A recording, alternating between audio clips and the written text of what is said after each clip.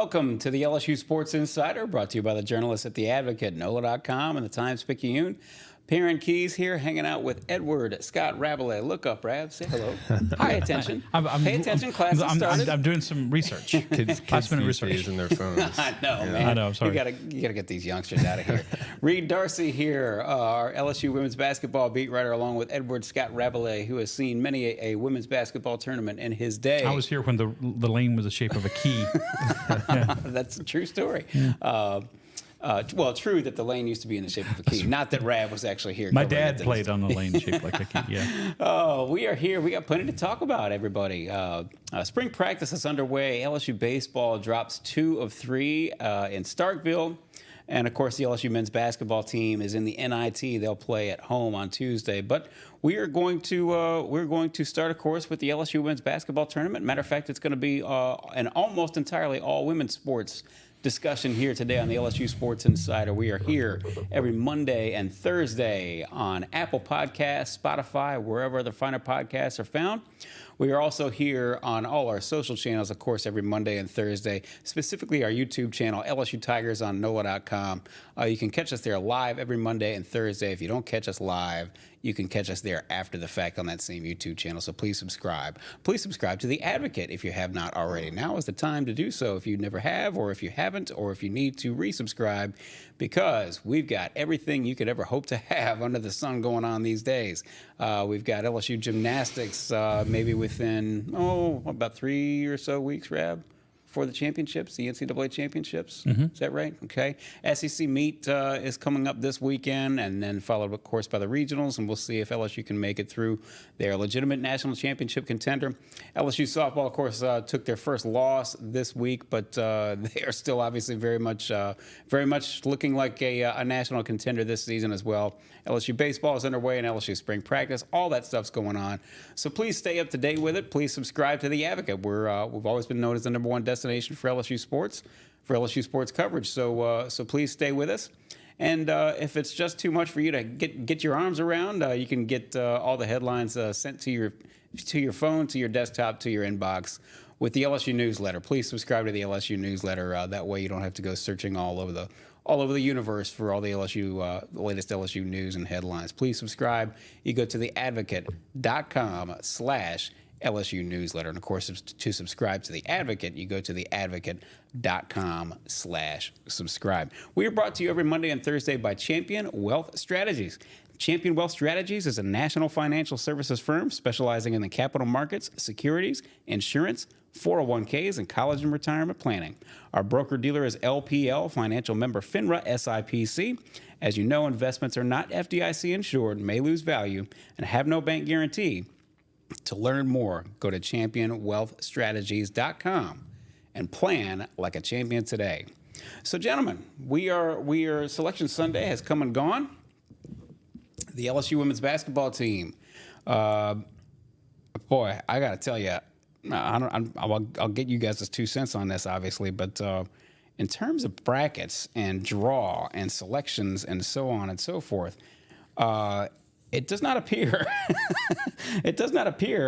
to me that Iowa or LSU or UCLA or Kansas State, or for that matter, Colorado, that they got what you would call an easy draw. Any of these teams, they're all in it together, all in the Albany 2 bracket of the women's tournament. And so they will open up this first weekend. LSU is a number 3 seed. They will open up first against number 14 seeded Rice. That's at 3 p.m. Friday on ESPN, Friday matinee in the PMAC, and I'm sure it will be jumping. First things first, just Rab, tell me what you think about this draw. It's a tough one for all those teams that you mentioned, and it doesn't. You didn't mention even Louisville, who's the 6th seed, who's coming here. They've got a tough first game with Middle Tennessee. Some people are always saying, "Hey, that could be an upset," a 6-11 game. So it's tough. I was kind of hoping, but not expecting, that the selection committee would try to position the team so that LSU, South Carolina, Iowa, UConn or USC, whoever you prefer, would all have a path to meet in the Final Four. And obviously now LSU and Iowa, if they advance that far, would make it to the Elite Eight. But it's far from a guarantee for any of those teams. I think you have to expect LSU to make the Sweet 16. And same for Iowa and UCLA. And there's a lot of chalk that holds in the women's tournament. But at the same time, it appears that there are more contenders this year than ever in the women's game. And Kim Mulkey said there will be upsets, and I think that's absolutely right. Reed, tell me what you think. Yeah, I think when you I like what you mentioned there, Rab. I think if you look at the overall picture, there's probably about 10 to 12 teams when I look at them, and I wouldn't be surprised if they made a run to the national championship and could win it. It's a really difficult draw, and I think what makes it really hard is because Colorado is the 5 seed, and we saw what kind of trouble they gave LSU in the season opener. A lot of time has passed since then. The two teams are very different. Since then, Colorado has stumbled a lot. They've piled up some losses. They're up to 9 losses now. But when you look at them, they're like, okay, this is a 5 seed, and you saw what they're capable of doing, like what they're capable of doing to a team like LSU in the season opener. I still think they're a bad matchup, but there's a chance that they sort of avoid each other all the way to the Elite 8. We're sort of getting ahead of ourselves there, but yeah, these top 5, top 6 teams, I think they're all going to beat up on each other by the time one of them makes it out to the Final Four. So many, I'm sure you would agree, Rab, for so many years, certainly the past, depending on what time period you want to ascribe to this thing, for so long, but particularly in the past, seems like 10 or so years, there were, in a given year, maybe legitimately 5 or 6 teams that you felt like could win the national championship. I thought you could say 3 or 4, but yeah, 5 or 6 at most. Yeah, sure. I mean, it was certain years it was UConn, like they were just going to steamroll everybody, and recently it looked like it would be South Carolina was just going to steamroll anybody. You go back and Baylor, of course, with some of Kim's teams that she had over there. The one, of course, with Brittany, they went 40-0. It seemed like you had about maybe 3 to 4 to 5 legitimate powerhouse programs that could legitimately win it, and the rest of them were you could throw them all up in the air, and whichever one falls first might be the one that lands in the Sweet 16 or the Elite 8. But this, to your point, this looks like a much more wide open. And I'm glad you brought that up, Reed, because that's exactly right. Colorado, the notion that Colorado is a 5 seed, yes, that pretty much says it all, because it was very clear, and you were there, from start to finish with this season, and we all saw that in Las Vegas in that season opener. Colorado looked like a team that very much wanted a piece of LSU and got a piece of LSU. So, yes, it's going to be interesting. We'll be back later on this week to break down LSU versus Rice. I'm not going to sit here and lie to you that I've seen a lot of games in Tudor Fieldhouse this year with the Rice women's basketball team. I have not seen them play. I don't know a thing about them, frankly. But on the other side of the bracket, 4 teams coming here into Baton Rouge. LSU and Rice, obviously, they'll play on Friday, and then Louisville and Middle Tennessee will play later on Friday. And those the winners of those two games will obviously go meet in the round of 32. Louisville has got a net ranking of 23. Middle Tennessee, to your point, Rab, a net ranking of 39. Which is pretty salty for an 11 seed. And obviously played in a weaker conference, and so that brings your strength of schedule down a little bit. But I found it interesting. Louisville this is not your sort of. We all know Jeff Walls. He's been a great coach. He's speaking of teams that have been contenders before. And we'll get to Hailey Van Lith here in a moment. Mm-hmm. But Louisville, I found it interesting. Not a vintage Louisville team, 246th in the nation in field goal percentage defense. Teams are scoring, they're shooting 41.7% from the field. And you mentioned that they're prone to more turnovers maybe this year than any Louisville team in recent years. So that'll be listen, Louisville's going to be, as they say, highly motivated. Should they win? Should they beat Middle Tennessee and go on and play LSU, presumptively play LSU in the second round? But it's not a vintage Louisville team, and Middle Tennessee looks like it could be a live dog. So I don't know. Just tell me what you think about this draw here, specifically the local draw here in Baton Rouge, the 4 teams that are coming in. Yeah, Louisville, they went, Hailey Van Lith took them to 2 Elite 8s and a Final Four, in her 3 seasons there. So they're capable of making that kind of run. I don't think they're, the prototypical 6 seed that was sort of coming here and, the host team would beat up on them. Yeah, they're tough. They've got 9 losses, but they've got a couple wins over a couple big teams. So it's not going to be easy for LSU to get past them, and we know about Rice. It's probably going to be a blowout there. But Louisville or Middle Tennessee, the type of team that can give LSU some trouble. But I think the added element of Hailey Van Lith playing her former team is pretty interesting. It's going to be pretty fun. It's going to add a little extra spice to that second round game, and it should be interesting if we get to that point. It's one of the little subplots of the tournament. At one point, and we may have mentioned this on the podcast, you saw some bracket projections that had Baylor maybe coming here as a 6 seed to play a 3 seed at LSU, and obviously that didn't come to pass. But Louisville and Hailey Van Lith, that's interesting. And she saw immediately. I looked at her the video reaction was she great. just funny. doubled over like, I can't believe this, and they're like giving her. And Kim said, yeah, everybody was kind of Kim pointed directly at her almost as soon as she was sitting next to Monkey, and it's just like. She's like, I can't. I'm sure she couldn't believe it. I mean, it's one of those things that happens in the tournament. Like we're seeing, Trev Alberts is leaving Nebraska to be the AD at Texas A&M, and in both tournaments, Nebraska and Texas A&M are playing in the first round. But of course, they both have to get there. Right. And LSU's going to be a heavy favorite to beat Rice. I think they won the American tournament. They won the American the first year in the American. They won the tournament. At 19 and 14 overall, so LSU would be a heavy favorite there. But Louisville's no lock, and I'm sure we're going to hear plenty of that from Jeff Walls when they get here for the press conferences on Thursday. But can I just say I'm personally happy about the setup.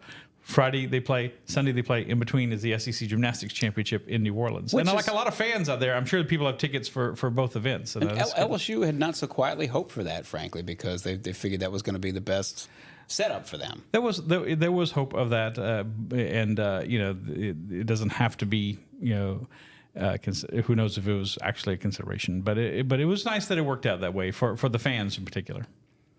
So let's talk a little bit about it. Before we move on to sort of breaking down these games and breaking down where LSU is right now, I was going to ask either of you two fine gentlemen just to sort of give us a 5-second preview of the top 4 teams in this region. Iowa, top seed. We know enough about them.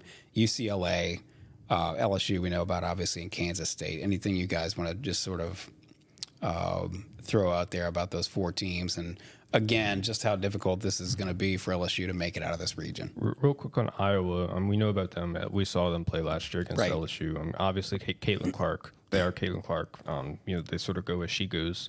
But really what LSU tried to do in the national championship game is try to, prevent Iowa's second best player from beating them, because they knew Caitlin Clark would get 30, 40 points, but they really tried to shut down Monica Sonano, who was their best player last year. She's gone now, and they sort of kind of replaced her, kind of in a sense. Hannah Stuelke is, she's capable of scoring. She's capable of adding that extra 10 to 20 points a game that they need.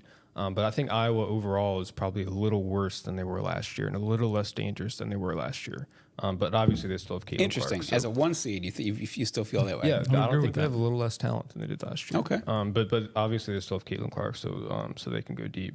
UCLA, Lauren Betts, she's 6'7". She's tough. She's one of the best players in the country. I think she should be healthy for the tournament, so that's going to be tough for LSU to handle, particularly her size. Down low, we've seen LSU struggle against size like they did against Colorado, and a little bit against Camila Cardoso, who's also 6'7". So that's UCLA's strength. That's sort of how they play. Kansas State, and similar size. Ioka Lee, she's really their anchor. She's really their center. So she's tough. She's physical.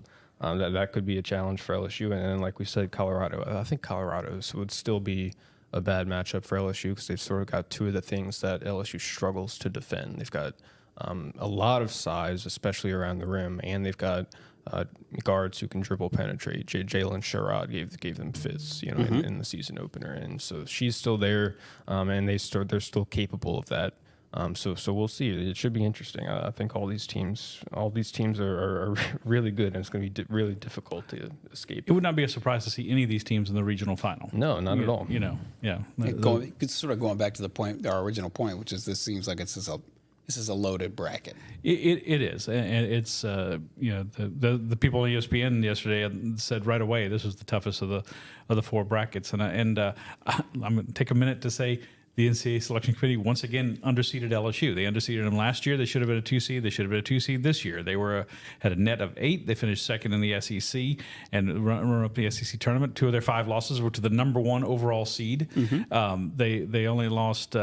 Of their losses, there was only one was to a team that didn't make the tournament. It was Miss State. Miss State got left out, but Auburn's in, and of course Colorado is in their regional. So it's it's not a big deal difference between 2 and 3, but it's worth remembering that LSU's toughest game of the tournament last year was in the Sweet 16 against number 2 Utah. They won by 3. I was just about to. I mean, Fortunate to win. I cannot remember the young woman's name, and I apologize, but she was something like an 88% free throw shooter. She hits either one of those 2 free throws. That was LSU's magical season is not nearly as magical. It would have come to an end right there in the Sweet 16. Rab, you've seen enough of these. Incidentally, you've seen enough of these tournaments that this is true, men's, women's, anything, really in some ways any postseason in any sport. But sometimes it helps to have a little good fortune on your side as well. So it's not always necessarily being about the best team. It's about being the best team that day and getting a little help too. It has to be to win 6 games against the quality of teams you're going to play in the men's tournament or the women's tournament. There has to be some good fortune that goes your way. Rarely do we see. I remember one year LSU lost to UConn. It's in 2000. And it lost them in the Elite 8.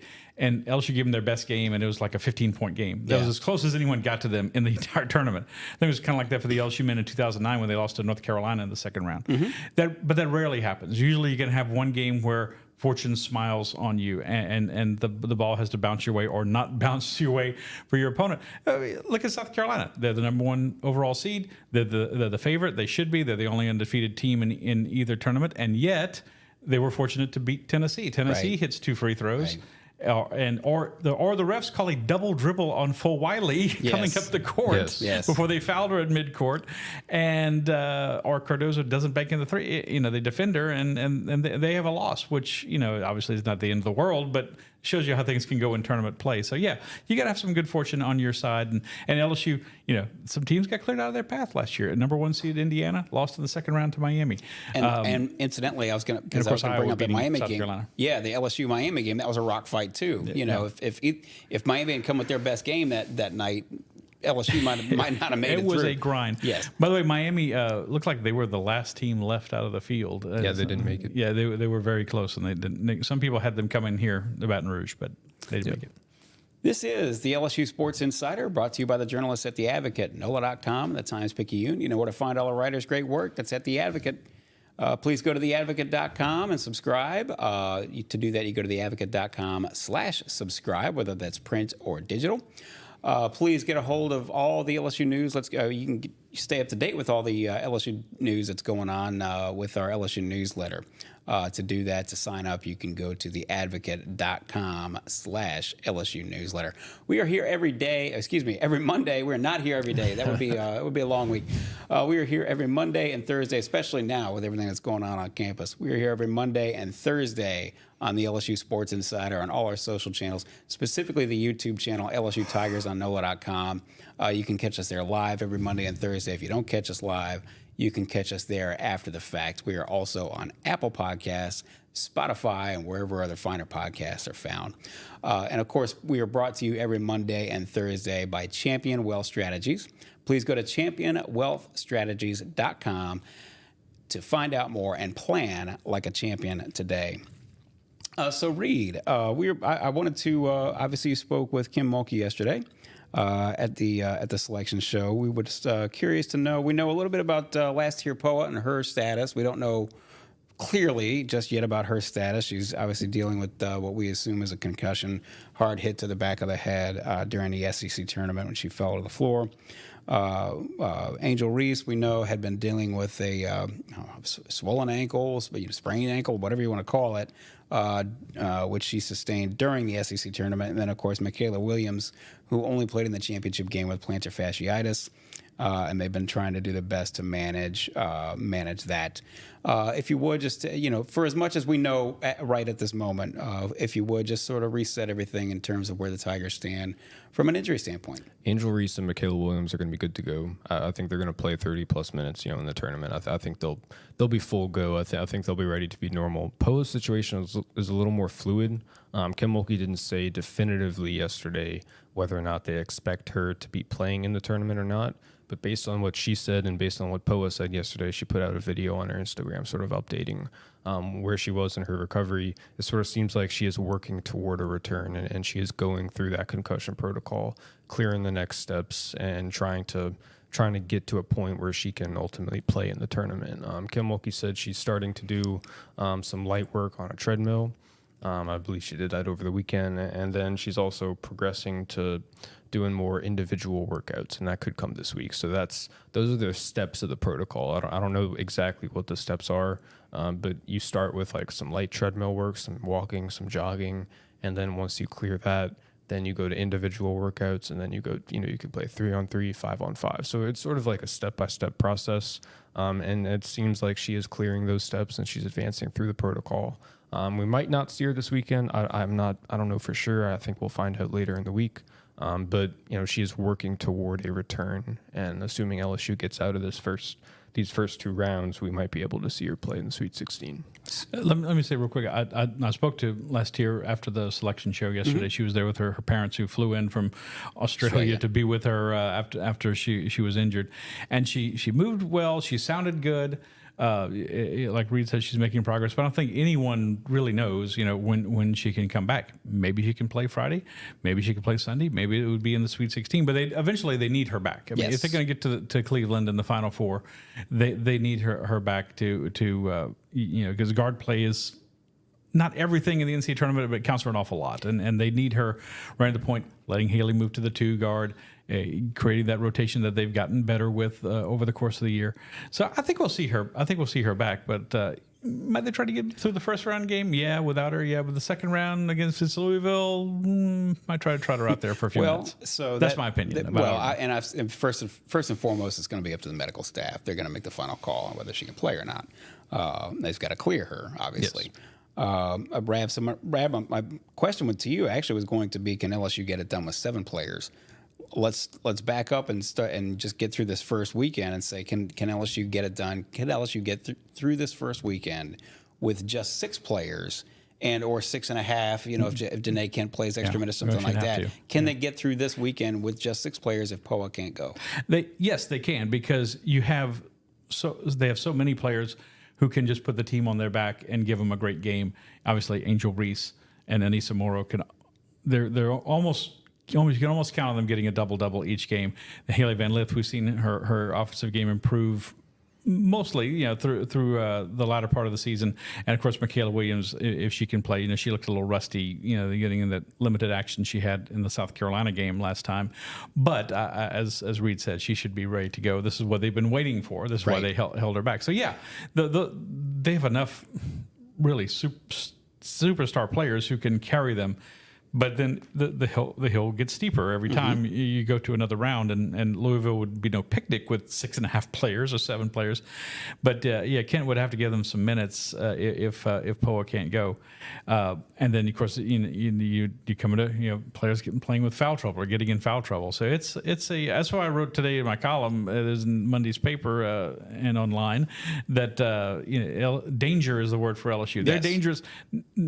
Iowa and UCLA. Talking about it being a tough regional for LSU, Iowa and UCLA and those teams are not happy to see LSU in their regional, but there's danger for LSU too, because this is a fragile team because they lack so much depth, and another injury or a it's remarkable they did as well as they did in the SEC tournament with Poa getting hurt in the semifinal, and the state of play for Williams and for Reese. But it's you need to be firing on all cylinders, because like I said, each round just gets a little more difficult to win. Do you expect this is a question for either of you two fine gentlemen, would you expect then, how much more would you expect in terms of contribution? Let's say if Poa does play, and if she doesn't play, how much more in terms of contribution would you expect from Janae Kent? If she does play, then I think we'll see Kent, but like sparingly, like less than double-digit minutes. If she can't, then yeah, Janae's got to play more. Maybe 12, 15 minutes a game or something like that. Without Poa, Janae Kent's going to have to give him 15 minutes. With Poa, I still think they could benefit from throwing her out there for 5-10 minutes maybe. But I think LSU's going to have to rely on her a little bit either way. She played a little bit in the SEC tournament. She flashed some things. She hit a 3. It wasn't perfect. She committed a couple turnovers. Kim Mulkey gave her a quick pull early in the South Carolina game. But overall, she was solid and she held her own. And maybe Kim Mulkey saw that and she thinks, hey, maybe I can trust her a little bit more in the tournament. But we'll see. It's sort of like if. Like that 7-player rotation, it's been locked in for months now, right? Do you want to mess with that when it comes time in the tournament? I don't know, but she'll have to balance trying to, with the continuity there of sort of trying to get them a little more rest, a little more time on the bench. It's tough. But if you had to guess, you think we're not going to see Poa at all against Rice. They're going to try to get by without her and play Janae, like you said. I'd assume so. It's sort of like once she clears the protocol, I think they'll throw her. She's either ready to go. She's either ready to go or she's not. She's not going to be more ready. The further she gets from the protocol, it's sort of like she clears it and then she's good to go. So, I think once she clears it, I think she'll be good to go. It's just more of like when she clears it, which is a fluid situation. It would be nice. I mean, here we are in a perfect world. I understand, but it would be nice, seemingly, if you feel like you could get, particularly toward the end of the quarter, end of the first quarter, second, third, fourth, that you could, or maybe not fourth quarter, but certainly first, second, and third. That's when you could maybe sneak Janae Kent in there in the last minute and a half. Particularly if one of the guards is in foul trouble, maybe because she can sort of take it to the next quarter and keep give the players a little extra rest. Yep. Between quarters, but then also maybe keep them out of foul trouble as well. We won't know. Rab, you discussed the column that you have up at theadvocate.com this morning, starting Monday morning, but also. About danger, and we've spent much of this podcast talking about just what a difficult road it's going to be. So I've got to say I'm a little surprised. LSU has gotten pretty short odds to this point in terms of best odds to win the national championship. And of course, these numbers are going to fluctuate depending on where you shop. But I was bumping around FanDuel on Sunday night, and this was after the selection and everything like that. South Carolina, of course, is a favorite at -135. LSU and Iowa are co number 2 at +650. Listen. We understand that this is not necessarily their projections on who's the second or third best team. It's a lot of it has to do with the handle they're taking, the sports books. But I don't know. Just tell me what you think about that. It surprised me a little bit. I got to tell you. First of all, it's amazing. There wasn't that long ago you couldn't find odds on the NCAA women's basketball tournament, much less see a lot of action on it. But obviously, it's something that's it's become on now, baby. The handle's up for women's basketball. And you can argue that the women's tournament is more interesting and more compelling than the men's tournament. Well, didn't the ratings for the Big Ten championship, the women's championship, I'm pretty sure that eclipsed anything. It eclipsed Carolina Duke. I mean, what else does that tell you? Yeah, it doesn't get any bigger than Carolina Duke. But I mean, why is LSU getting that? Yes, a lot of better. They're familiar with LSU. Star power, like we're talking about, with Angel Reese and some of these other players is a big thing. They're familiar with them. People are going to bet emotionally, but yeah, they've got players who can go off for a lot of points, and if they get 3 players in score 20 points in a game, you're done. They're going to beat you. That's right. And they're playing better defense and that sort of thing. So and then they have the experience factor. You have Poa in a reserve role last year, of course, but Angel Reese and Flau'jae Johnson, who started. Hailey Van Lith wasn't at LSU, of course, but she's made all these runs with her team. And Anissa Morrow is the one player, key player who has never been on this kind of stage really when she was at DePaul. But there's a lot of experience and not only experience but confidence that comes to the team. Angel Reese said after they lost in Greenville to South Carolina, teams need to be scared of, to see LSU, and that's right. I mean, it is. So I think that's reflected in the betting, and obviously the defending champion with these returning pieces gets some love, as well. But I think it's fairly accurate. I think you could make the argument that the winner of this regional that emerges is the biggest threat to South Carolina winning it. And really sort of maybe to zoom out, because we really haven't maybe discussed this, and we should. Reed, I don't want to put words in your mouth or, again, lead the witness, but, we discussed last week after they finished the SEC tournament. It sure seems like they're playing their best basketball right now, and it sure seems like Kim's got them sort of in the with sort of playing with the sort of attitude that a Kim Mulkey team seems best at playing. With they've come all the way around where they were the consensus number one preseason.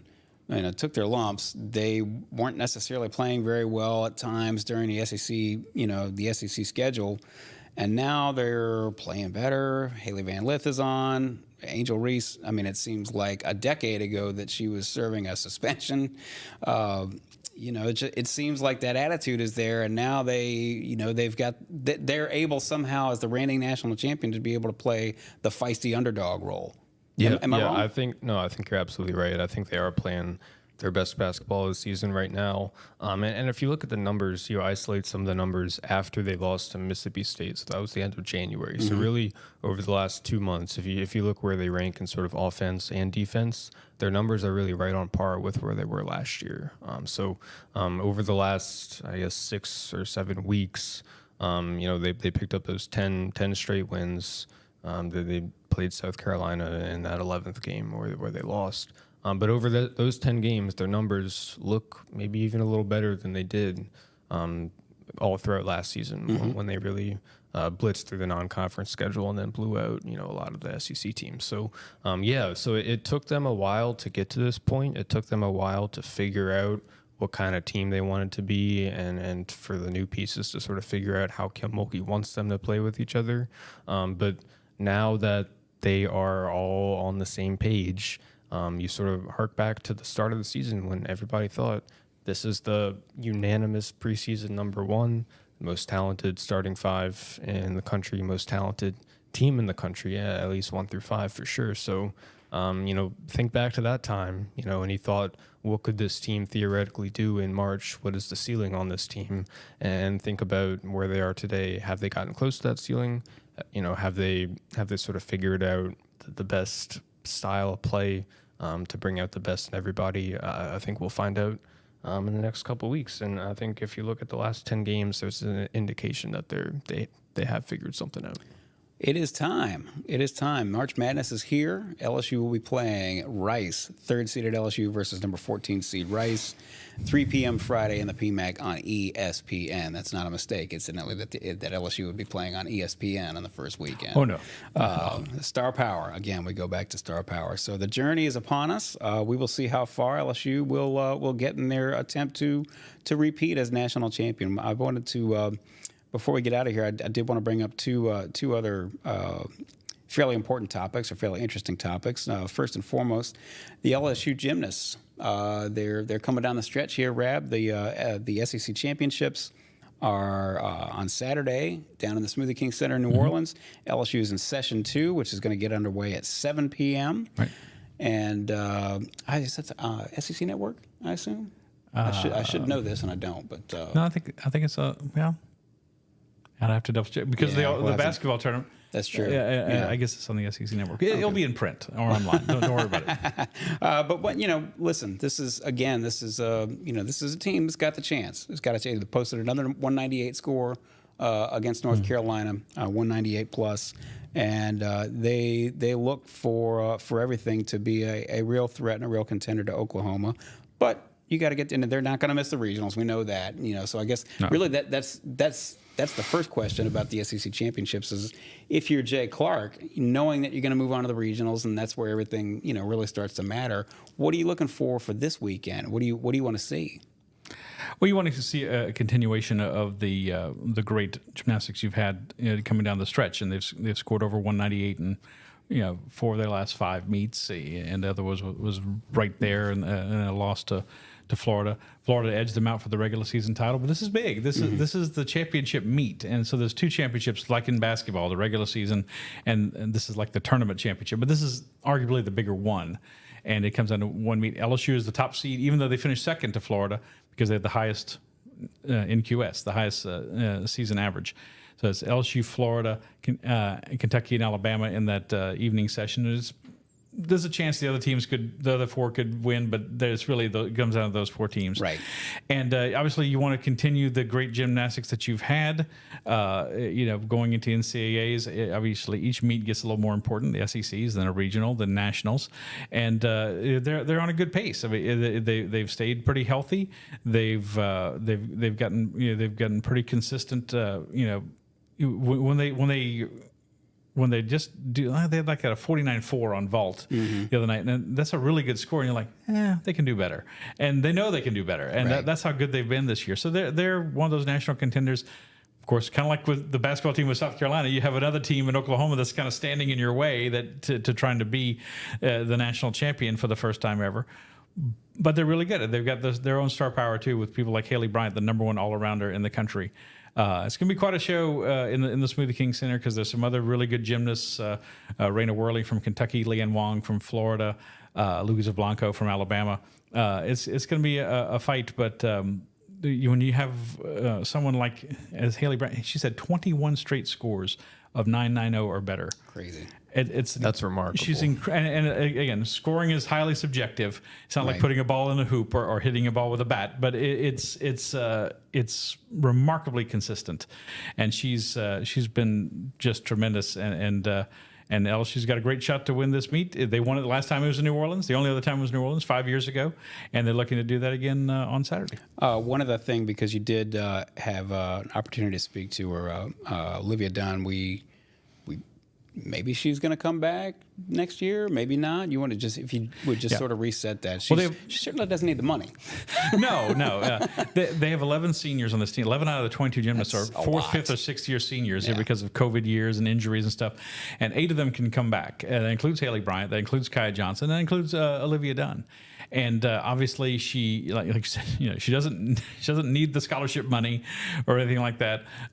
She's the highest valued female athlete in women's college athletics, according to On3.com. But she likes the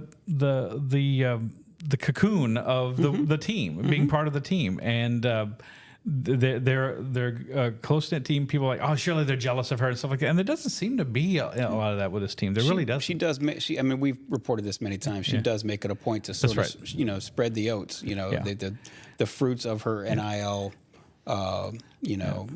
bounty. No, she does. If she puts it in her deals, like everybody gets something, like some apparel or a bag or something like that. And there's kind of two, as Jay Clark has said more than once, there's kind of 2 personas here. There's Livvy Dunne, the young lady who's on a billboard in Times Square right now for Nautica, one of her new sponsors.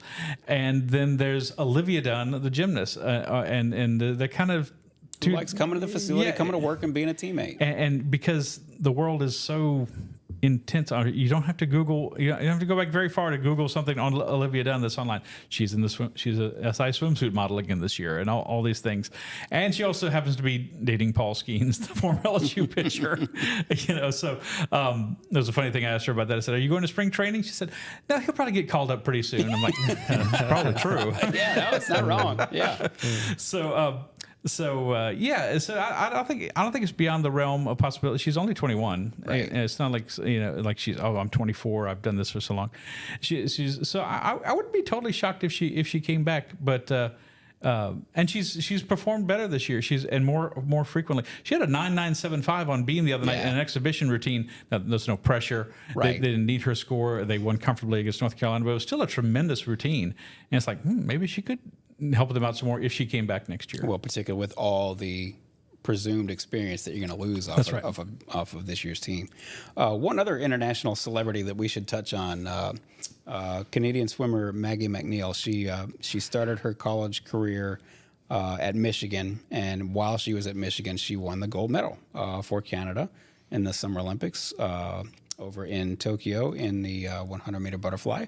And so now she's at LSU, and you had what I thought was a really interesting piece up at theadvocate.com, accompanied with some fantastic photography, thanks to Michael Johnson, our staff photographer. Yeah, and shout out to Michael. He had to work hard for those photos. That's great. If you haven't seen him, check out these photos. They're fantastic. So, but yes, just to tell us a little bit about Maggie McNeil, who's certainly a celebrity back home and can just sort of walk around campus, as an anonymous student. Yeah, talking about someone who's got kind of two personas going. In Canada, like she goes to the grocery store and people recognize her. Ryan Reynolds follows her on Instagram. She's heard from the Prime Minister, that kind of thing. But here, it's like, she's a swimmer. And these are not football players or baseball players or something like that.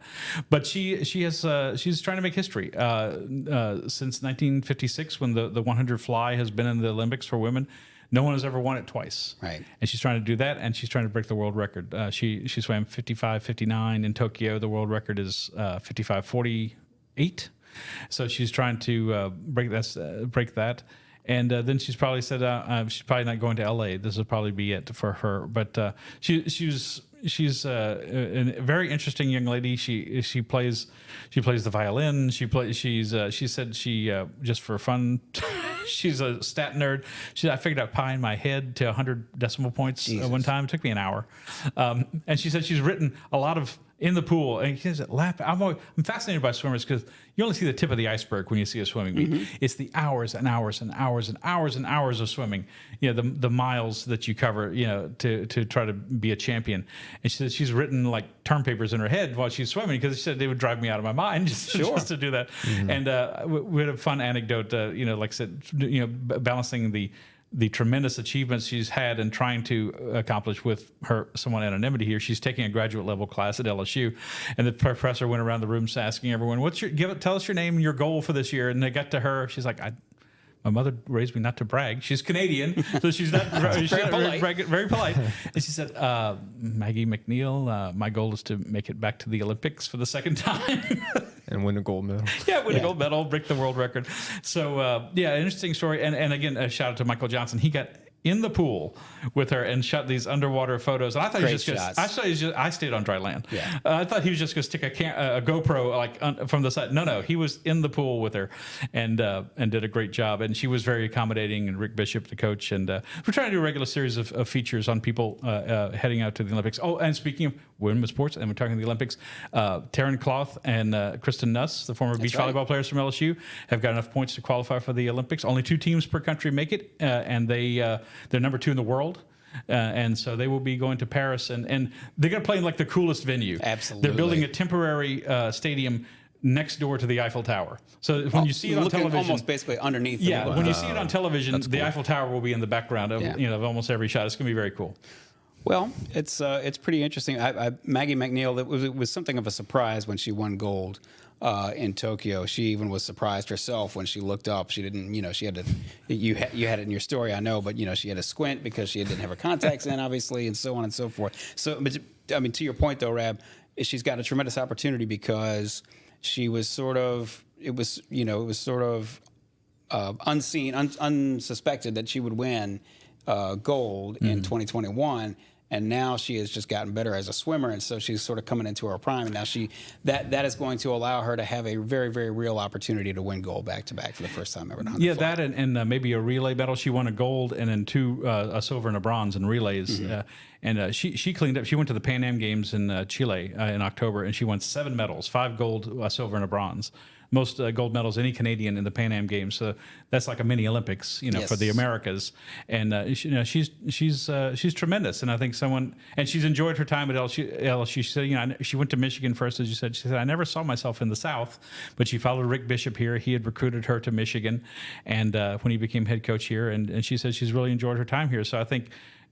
She's kind of come and gone with a lot of people knowing her or meeting her, but I thought it was important to tell her story and someone else you can follow in the Olympics. And she's competing the very first day of the competition. One among many Louisiana and many LSU-related athletes who are going to be in the Summer Olympics.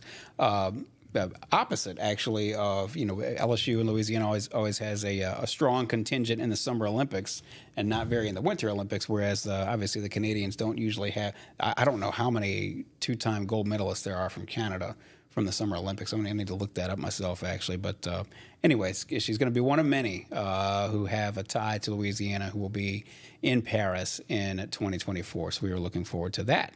A little bit closer to now, obviously the LSU women's basketball team. March Madness is here. It's time. It's go time. And so we will be paying attention to that. Obviously, 3 p.m. Against Rice in the first round of the tournament of the PMAC on ESPN. In addition to the LSU men, of course, they're going to play on Tuesday in the NIT here in Baton Rouge at home of the PMAC.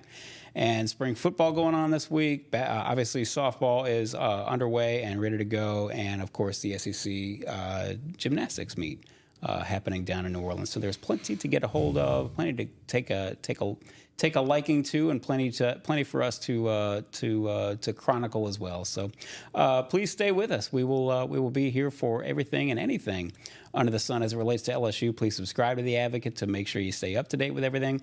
Go to theadvocate.com/subscribe.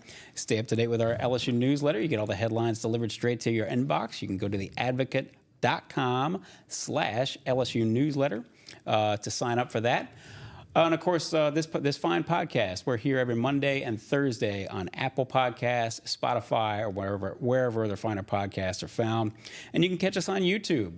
You can catch us on all our social channels, but specifically the YouTube channel, LSU Tigers on NOLA.com. They're all there. You can catch us live there on Monday and Thursday. If you don't catch us live there, you can catch us there after the fact on that same YouTube channel. So please subscribe to that as well. And please remember Champion Wealth Strategies. We are here every Monday and Thursday. Thanks to Champion Wealth Strategies, our title sponsor. Please check them out at championwealthstrategies.com and plan like a champion today. The menu is full. We will be here for all of it. We will try to keep you satisfied with all of it. So we appreciate you all tuning in and following along, of course, and reading at theadvocate.com. For Reed Darcey, for Scott Rabalais, for Amelia Cotton behind the glass, my name is Perryn Keys. We appreciate you. This has been the LSU Sports Insider.